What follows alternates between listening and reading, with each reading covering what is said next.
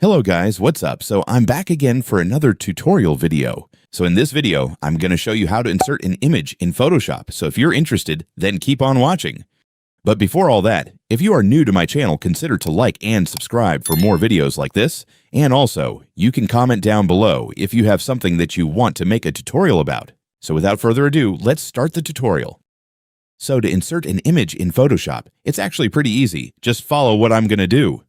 So first, make sure you already have your Photoshop project open.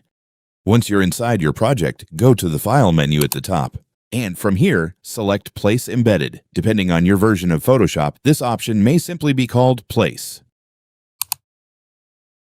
Once you select it, a file browser will appear. From here, just find and select the image that you want to insert into your project. After selecting the image, click Place. And there you go. The image will now be inserted into your Photoshop project. You'll also see a bounding box around the image, which you can use to resize or reposition it. Once you're satisfied with its size and position, press Enter on your keyboard to confirm. And that's it, guys. The image has now been successfully inserted into your Photoshop project. Thanks for watching, and I'll see you in the next one.